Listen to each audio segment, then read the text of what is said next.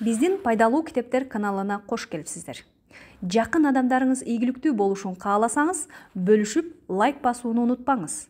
Жаңы аудио китептерди өткөрүп жибергиңиз келбесе, каналга катталып, коңгуроону басканды унутпаңыз. Экинчи бөлүм. Тоскоолдуктарды жеңип. Эмнеден арылуу керек экендигин билүү үчүн биз өзүбүздүн ички дүйнөбүздү түшүнгүбүз келет. Ооруну ичке бекитпесек, биз андан арыла алабыз. Биринчи глава. Жашоодо сизге эмне тоскоол болуп атканын кантип түшүнүүгө болот? Өзүңдү дайыма жек көрүү, күнөөлөй берүү, сындай берүү стрессти пайда кылат жана иммундук системаны төмөндөтөт. Эми биз өзүбүздүн ичибиздеги күчтүн табиятын бир аз жакшы түшүнүп калгандан кийин, аны иштетүүгө бизге эмне тоскоол боло тургандыгын түшүнүүгө аракет кылып көрөлү. Биз дээрлик баарыбыз тегерегибизде ар кандай тоскоолдуктарды жасап алганбыз деп ойлойм. Өзүбүздү өнүктүрүп, алардын бир канчасын жок кылганыбызда да эски тоскоолдуктардын улам башка деңгээлдери табыла берет. Көпчүлүк адамдар өз кемчиликтерине кеч маани берип, аларды эч качан оңдой албаймын деп эсептешет. Өзүбүздө кемчиликтерди байкагандан кийин, биз аларды башкалардан издей баштайбыз. Эгерде биз кайра эле "Мен муну жасай албайм. Анткени апам мындай деди, атам андай деди" жана башка дей берсек, демек биз али чоңое элекпиз. Ошентип, сиз эми тоскоолдуктарды бузуп, балким мурда белгисиз болгон жаңы нерселерди билгиңиз келет. Балким бул китептеги кайсы бир сүйлөм сизде жаңы ойду жаратышы ыктымал. Элестетиңиз. Эгерде сиз ар күнү өткөнүңүздөн арылып, жашооңузду тегиз кыла турган жаңы идеяларды өздөштүрүп турсаңыз, кандай гана сонун болмок. Сиз качан жашоонун агымын сезип жана түшүнгөнүңүздө сиз үчүн жол тандоо кыйынга турбайт. Эгер сиз бүт күчүңүздү өзүңүздү таанууга арнасаңыз, сиз сөзсүз түрдө чечүүнү талап кылып жаткан көйгөйлөрүңүздү көрөсүз. Биздин ар бирибизди жашоо өзү сыноолоруна кезиктирет. Эч кимдин жашоосу кынтыксыз тегиз эмес. Болбосо биз эмнеге жер шарында пайда болдук? Турмуштун мектебинде эмнеге үйрөнүшүбүз керек эле? Сыноолор ар кандай болот. Кимдир бирөөдө ден соолугу начарлайт, башкаларында адамдар менен мамиле түзүүдө кыйынчылыктар жаралат. Карьерага же акчага байланышкан көйгөйлөр болушу мүмкүн. Кээ биринде баарынан бир аздан болсо, кээсинде бүтүндөй бир үймөк байкалат. Биздин эң олуттуу көйгөйлөрүбүздүн бири көпчүлүгүбүз эмнеден арылгыбыз келгенин такыр эле түшүнбөйбүз. Биз жашоодон эмнени каалаганыбызды, эмненин болбой калганын билебиз, бирок ага жетүү үчүн эмне тоскоол болуп жатканына түшүнбөйбүз. Демек биздин кишендеп турган түйүндөрдү карап чыгууга убакыт келип жетти. Эгерде сиз өзүңүздүн жүрүм-турумуңуздун үлгүсүн, көйгөйлөрүңүздү жана сизге өнүгүүгө эмне тоскоол болуп жатканы жөнүндө ойлонуп көрсөңүз, анда алардын баары 4 категорияга дал келет. Сын, коркунуч, күнөөлөө жана ызалануу. Сиз алардын кайсынысын сүйүп калдыңыз? Менде сын менен ызалануунун айкалышы болгон. Балким сиз да мага окшоп бир эле мезгилде 2-3-өөнө ээ болушуңуз ыктымал. Сиз дайыма күнөөнү жана коркунучту сезе бересизби? Мүмкүн сиз өзүңүздү көп сындап, абдан таарынчааксыз. Айтып коюуга уруксат этиңиз. Таарынуу бул басылган каар, жин. Андыктан эгер сиз каарымы, жиними билдирбешим керек деп эсептесеңиз, анда таарынычтарды топтой бересиз. Биз сезимдерге каралашып, аларды өзүбүздүн ыңгайлуулугубуз үчүн көз жаздымда калтыра албайбыз. Менде рак дарты бар экендигин билингенде, мага өзүмдү абдан байкап карап көрүүгө туура келди. Мен өзүм моюнга алгым келбеген нерсени моюнга алууга туура келди. Менин башымда болбогон нерселер толуп кеткен эле. Мисалы, мен абдан таарынчаак болгонмун. Мурда башымдан өткөн нерселерге болгон ачуу абдан көп топтолгон эле. Мен өзүмө: "Луиза, сен мындан ары мындай кыла албайсың. Сенде убакыт жок. Сен өзгөрүшүң керек" деп айттым. Питер МакВильямс айткандай, сиз өзүңүзгө мындан ары жаман ойлонгонго жол бере албайсыз. Сиздин жашооңузда дайыма сиздин ынанымдарыңыз чагылып турат. Сиз өз жашооңузга көз салып көрүп, ынанымдарыңыз кандай экенин аныктасаңыз болот. Балким аларды анализдөө анча жагымдуу эместир. Ошентсе да, тегерегиңиздеги адамдарга көз салып көрүңүз. Алардын баары сиздин өзүңүз жөнүндөгү кайсы бир оюңузду чагылдырып турушат. Эгерде сиз ишиңизде дайыма сынга ала беришсе, мүмкүн сиз өзүңүздү көп сындайсыз жана сизди бала чагыңызда көп сынга алган чоң адамга окшошуп калгансыз. Бул жашоодо бардык нерсе биздин табиятыбызды күзгүдөй чагылдырып турат. Жаман нерсе болгондо сизде өзүңүздү байкап көргөнгө жана бул кырдаалдын жаралышы үчүн мен эмне кылдым? Балким менин бир бөлүгүм ушуга татыктуу экендигиме ишенет деп суранганга мүмкүнчүлүк пайда болот. Ар бир үй бүлөнүн өзүнчө жашоо мүнөзү бар жана өзүбүздүн бардык жамандыктарыбыз үчүн ата энебизди, кыйын балалыкты же чөйрөнү күнөөлөп коюу биз үчүн оңой. Бирок бул кырдаалды өзгөртүүгө эч кандай жардам бербейт. Биз эркин боло албайбыз. Биз бир эле көйгөйдү кайра жарата бере турган курмандык боюнча калып калабыз. Ошондуктан өткөн учурда кимдин сизге эмне кылганы, эмнеге үйрөткөнү чындыгында мааниге деле ээ эмес. Бүгүн жаңы күн. Азыр сиз бардык нерсе үчүн жооптуусуз. Сиз келечекте өзүңүз жашай турган жашооңузду жана дүйнөңүздү жаратып турган учур. Бул азыркы учур. Мен айтып жаткан нерселер чынын айтканда мааниге ээ эмес. Сиз гана бир нерсе кыла аласыз. Сиз гана өзүңүздүн ойлоруңуздун, сезимдериңиздин жана иш аракеттериңиздин мүнөзүн өзгөртө аласыз. Мен сизге бул нерсени жасай ала турганыңызды айтып гана коем. Сөзсүз кыла аласыз. Себеби дегенде сиздин ичиңиздеги улуу күч сиз тарапта. Эгер сиз жол берсеңиз, ал сизге эски үлгүлөрдөн арылууга жардам берет. Бала чагыңызда өзүңүздү бар болушунча кандай сүйчелеңиз. Эстеп көрүңүз. Бир да бала өз дене мүчөсүн сындап, "Ах, семирип кетип атам, белим жоонда" деп ойлонбойт. Балдар денеси бар экенине укмуш кубанышат. Алар сезимдерин ачык билдиришет. Бала өзүн жакшы сезсе, сиз муну көрүп турасыз. Бала ачуусу келгенде, айлананын баары угат. Балдар өз сезимдерин билдирүүдөн эч качан коркушпайт. Алар азыркы учур менен жашашат. Сиз да качандыр бир кезде ошондой болгонсуз. Чоңойгон сайын сиз айланадагыларды угуп, алардан коркунуч, күнөө, сын жөнүндө билдиңиз.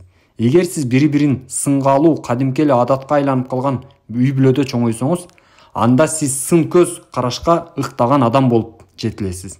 Эгер сиз тарбияланган үй бүлөдө жинди чыгарууга уруксат берилбесе, анда сиз жин чыгаруудан коркуп, аны ичиңизге ката бересиз да, ал сиздин денеңизге жайгашып алат.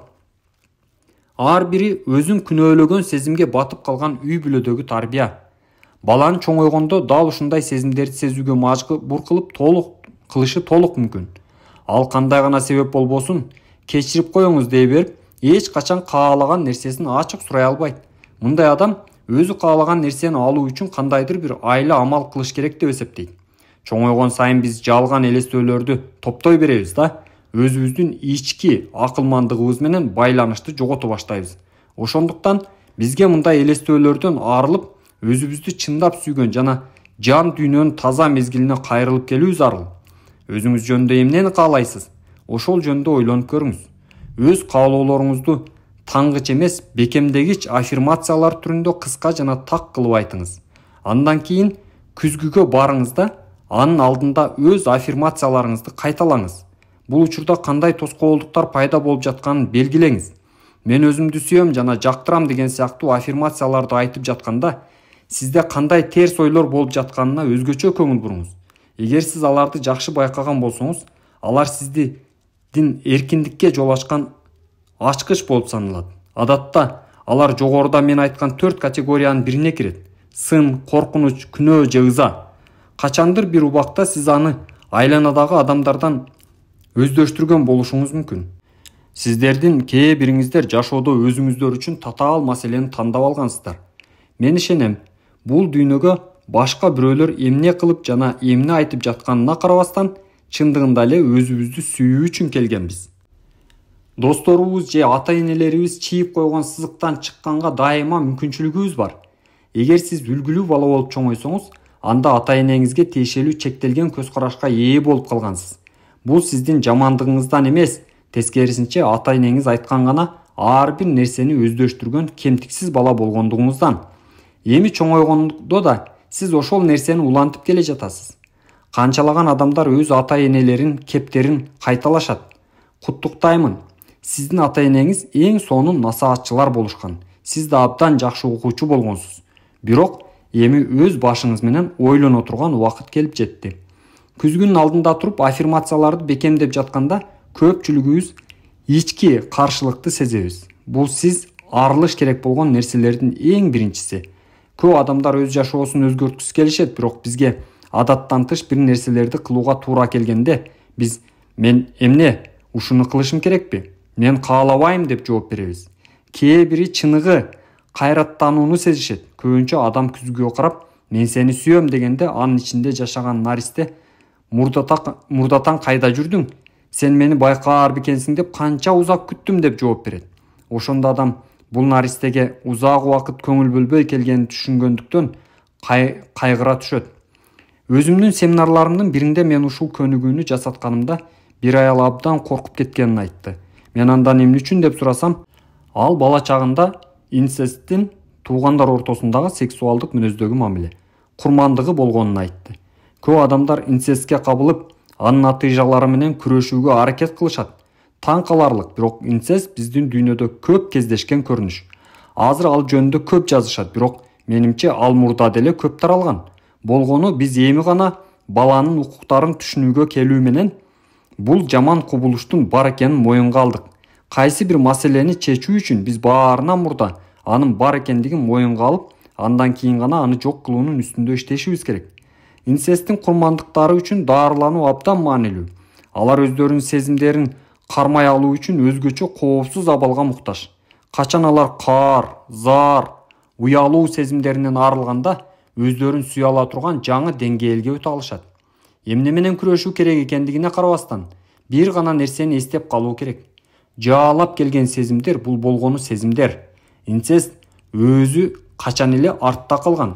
Мындай адамдарга алардын ичиндеги наристе өзүн коопсуз сезүү зарыл. Алар өздөрүнө ушундай нерсени жеңгени үчүн ыраазы болуш керек.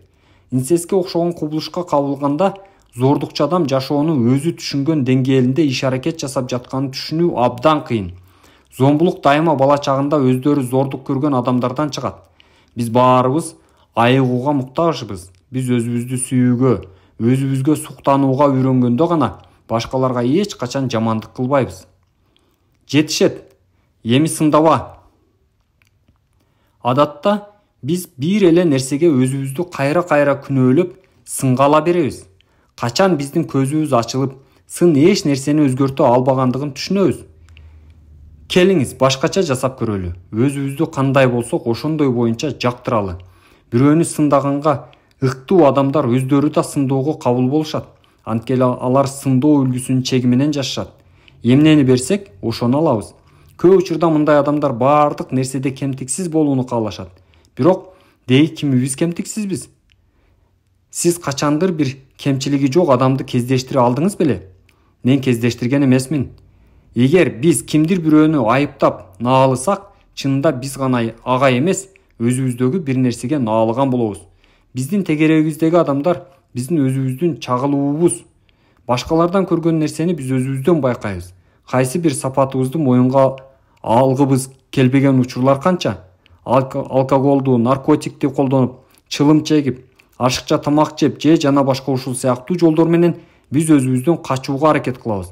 Булардын баары кемтиксиз эмес экендигибиз үчүн өзүбүздү жазалоонун жолдору. Бирок биз кемтиксиз эмес деп, бизди кемтиксиз эмес деп ким айтты? Кимдин бизге бала чагыбыздан бери коюлган талаптарын жана күтүүлөрүн дагы деле канааттандырууга аракет кылып жатабыз. Муну бир отоло жок кылууга чечим чыгарыңыз. Жөн гана чечим чыгарыңыз. Азыр.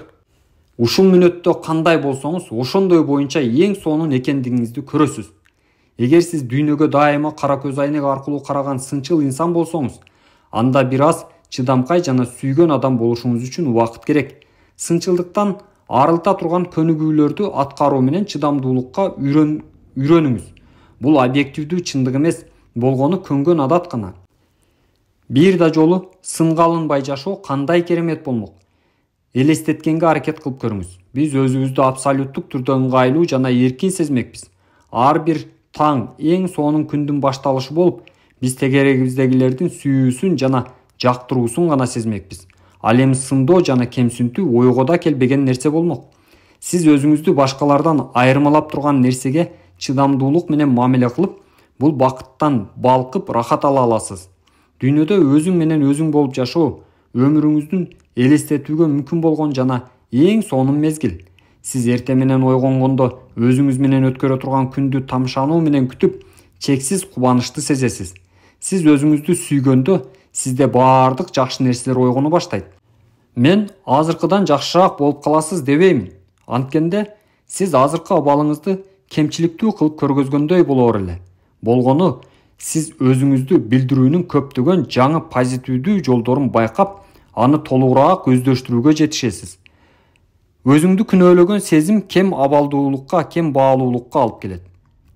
Сизди башкаруу оңоюраак болуш үчүн адамдар көп жолу сизге жагымсыз нерселерди айтышат.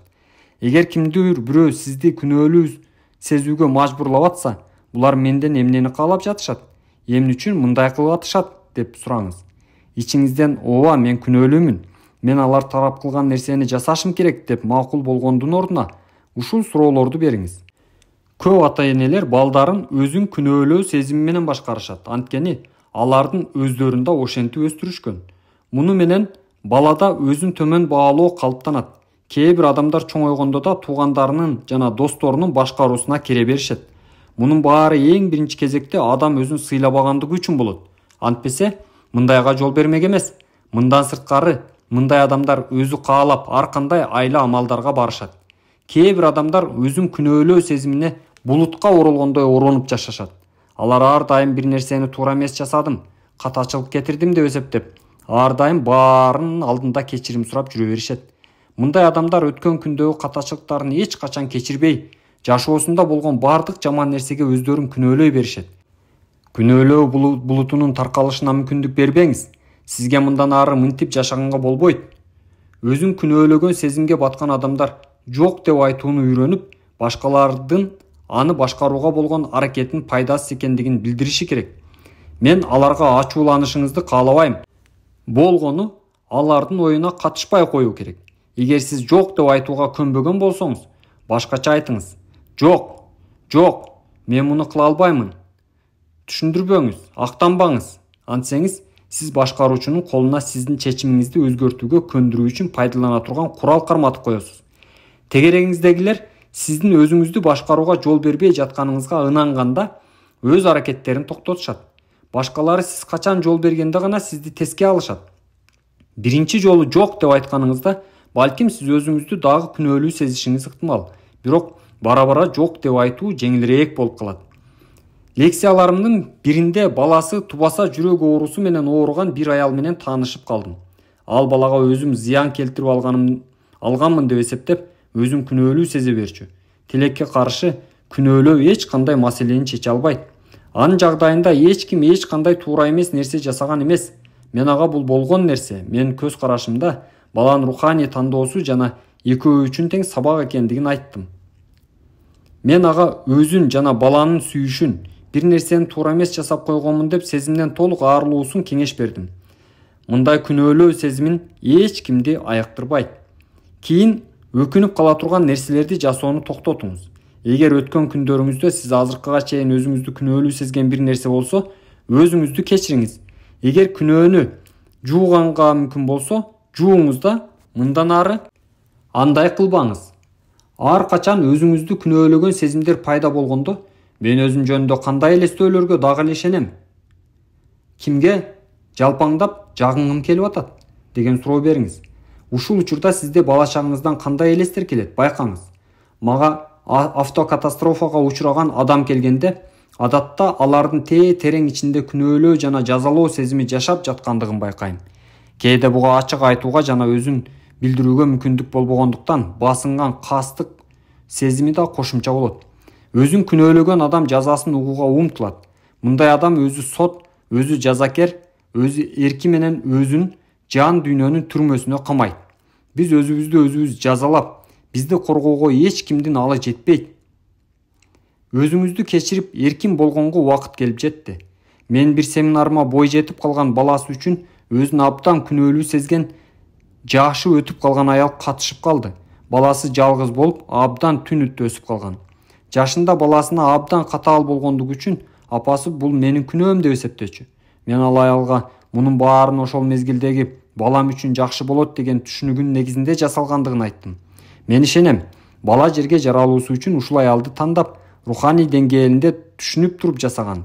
өзү өзгөртө албаган нерсе үчүн өзүн күнөөлөп күч кубатын бекерге эле кетирип жаткандыгын түшүндүрдүм. Ал үшкүрүнүп туруп, баламдын ушундай тарбияланып калганы үчүн уяламын, ушундай тарбиялаганым үчүн өкүнөмүн деди. Түшүнүңүз, бул сезим пайдасыз. Ал аялдын өзүнө да, баласына да эч кандай пайда алып келбейт. Күнөө адамга абдан оор жүк болуп артылат да, өзүн кем баалоо сезимин пайда кылат. Мен ага мындай кылууга кеңеш бердим. Өзүңүздү күнөөлөгөн сезим пайда болоору менен, мен мындан ары бул сезимге алдыргым келбейт. Мен өзүмдү сүйүүнү чечтим. Мен баламды кандай болсо ошондой боюнча кабыл аламын деген сыяктуу сөздөрдү айтуусун сурандым. Эгер аял бул нерселерди ирэти менен токтобой жасай берсе, анын жүрүш-туруш үлгүсү өзгөрөт. Эгер биз өзүбүздү сүйүүнү билбесек, ага үйрөнүүгө болгон каалоонун өзү биздин жашообузду өзгөртөт. Эски үлгүлөргө жармашып кереги жок. Сабак ар дайым бирдей эле. Өзүңүздү сүйүңүз. Бул аял үчүн да негизги сабак баласын оңдоп түзөө эмес, өзүн сүйүүгө камтылган. Баласы бул дүйнөгө өзүн сүйүү үчүн жаралган. Эне баласы үчүн жана бала апасы үчүн сүйө албайт. Эмоцияны билдирбей, сезимдерибизди сыртка чыгарбай кармоо менен биз өзүбүздү кыйратып жок кылабыз. Толук кандуу эмоциялар болушуна жол бериле тургандай кылып өзүңүздү сүйүңүз. Сезимдериңиздин билдирилишине мүмкүнчүлүк бериңиз. Балким күнү бою ачууңуз келип, ыйлашыңыз мүмкүн. Жүрүш-туруштун эски үлгүлөрүнөн дароо эле арыла албашыңызды да ыкмал. Бул жолу бир аз тезирээк жана жылмакайраак кылуу үчүн аффирмацияларды айтууга кеңеш берем. Мурдагы баардык жаман ишенимдерден толугу менен оңой эле бошономун. Өзгөрүү мен үчүн оңой. Мен жолум азыр түз жана тегиз. Мен өткөндөн толугу менен бошмун. Дагы бир эскертүү. Өз сезимдериңизди соттобоңуз. Мындан алар тереңдеп гана кетет. Эгер сиз кыйын кырдаалга кабылып калсаңыз, сиз үчүн эч кандай коркунучтун жок экендигин бекемдеген жана сезимиңизди билдирүүгө эрк берген аффирмацияларды айтыңыз. Жакшы эмоцияларды бекемдегенде жакшы өзгөрүүлөргө жетишесиз. 2-глава. Сезимдерди билдирүүгө жол бериңиз. Трагедия, эгер андан руханий өсүү үчүн сабак алса, улуу жакшылыкка айланып кетиши мүмкүн. Каарыңызды өзүңүзгө пайда алып келе тургандай билдириңиз. Жашоодо ар бирибиз ачуубуз келген учур болот. Бул ички себептердин негизинде пайда болгон чыныгы сезим.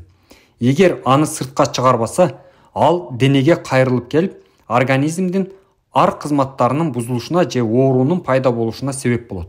Сындоо сыяктуу эле ачуулануу да адатта окшош эле себептерден улам пайда болот. Бул ызалануунун, кайгыруунун жана депрессиянын жаралышына себеп болот. Демек, биз өзүбүзгө зыян келтирбөө үчүн пайда болгон ачууланууну жеңүүнү үйрөнүшүбүз керек. Ачуулануу өзүңө пайда алып келе турган кылып башкаруунун бир канча жолдору бар.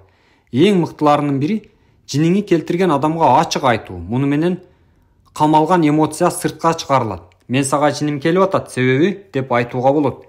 Эгерде кимдир бирөөгө кыйкырыңыз келип атса, демек каардануу сизде көптөн бери топтолуп калган. Эгер ачууланган адам менен түшүнүшүп алууга күчүбүз жетпесе, мындай тез эле боло берет. Болбосо экинчи ыкманы пайдаланууга болот. Ал адамга күзгүдөн кайрылуу. Сизге эч ким тоскоол болбогон жерде жалгыз болуңуз. Өзүңүздүн күзгүдөгү элесиңиздин көзүнө караңыз. Эгер мындай кыла албай жатсаңыз, анда мурун же оозго карап көңүл топтоңуз. Сиздин оюңузча сизге жамандык кылган адамды күзгүдө элестетсеңиз да болот. Жиниңиз келген көз ирмемди элестетип, аны кайрадан сиздин ээлешине жол бериңиз. Күзгүдө сиз элестеткен адамга ага эмне үчүн ачууланганыңыздын баарын айтып салыңыз. Болгон жиниңизди алыңыздын жетишинче билдириңиз. Мен сага жиним келип жатат, себеби сен ушуларды кылган үчүн мен өзүмдү жаман сезип жатам. Мен коркуп атам, себеби сезимдердин сыртка чыгуусуна жол бериңиз. Эгер физикалык кыймыл аракет менен билдиргиңиз келип жатса, 1-2 жаздык алып аларды ургулаңыз. Жиндин табигый жол менен чыгып кетүүсүнөн коркпоңуз. Сиз аны ансыз деле узак убакыттан бери кымап алып жүргөнсүз. Өзүңүздү билдирүүдөн уялып, өзүңүздү күнөөлүү сезүүнүн кереги жок. Эсиңизде болсун, биздин сезимдер бул кыймылдагы ойлор. Алар кандайдыр бир максатка кызмат кылат. Сиз аларды акыл эстен жана денеден кууп салганыңызда башка жакшы сезимдер үчүн орун бошойт. Өзүңүздүн жиниңизди толугу менен чыгарып алгандан кийин ачууңузга тийген адамды кечирүүгө аракет кылыңыз. Кечирүү бул өзүңүздү өзүң бошотуу. Ал дал сиздин өзүңүзгө пайда алып келет. Эгерде сиз кечире албасаңыз, анда сиз кылган нерсенин баары негативдүү аффирмация болуп калат да, сизге эч кандай айыгууну алып келбейт. Ачуудан арылуу менен анын жаңыдан билдирилишинин ортосунда абдан чоң айырмы бар. Балким сиздин бул көрүнүш өтүп кетти, мага сенин кылыгың жакпады, ошентсе да сен өз түшүнүңдү жана билгениңдин чегинде иш-аракет кылганыңды түшүнүп турам. Мен сени бошотомун. Тынчтык менен жолуңа түш. Сен бошсуң, мен да бошмун. Балким ачууңуздан арылганыңызды сезгенге чейин бул көнүгүүнү бир нече жолу жасаганга туура келет. Балким көнүгүүлөрдү жасап жаткан учурда жиниңизди келтирген бир канча себептерден арылууга аракет кылышыңыз ыктымал. Ички туюңуз кандай айтып атса, ошондой кылыңыз. Жинди чыгаруунун башка жолдору да бар. Жаздыкты ары бери уйпалап, ага кыйкырууга болот. Ачууңуздун баарын баяндаган кат жазып, аны өрттөп салыңыз. Жылчыксыз жабылган унааңызда алыңыздын жетишинче кыйкырыңыз. Топту токтотпой ургулап, теннис ойносоңуз да болот. Сууда сүзүңүз, үйдү бир нече жолу айланып жүгүрүңүз. Башка колуңуз менен оң колу иштеткендер сол колу, сологойлор оң кол менен сезимиңизди билдирген баян жазыңыз же сүрөт тартыңыз. Чыгармачыл процесс эмоциянын өзү эле чыгып кетишине жардам берет. Мен семинарыма катышкан бир киши атасына болгон жинин убакытты белгилеп коюп, жаздыкка кыйкыруу менен чыгаргандыгын айтты. Бул ишке ал 10 мүнөт убакыт бөлчү. 5 мүнөттөн кийин эле жини толугу менен чыгып бүтүп, андан кийин ар жарым мүнөттө таймерди карап, дагы ашыкча убактысы бар экендигин белгилеп койчу. Мен өзүм мурда төшөгүмдү уйпалап, алым жетишинче айкырып жинди чыгарчумун. Азыр анте албай калдым. Анткени баккан иттерим аларга ачуум келип жаткандай болуп коркушат.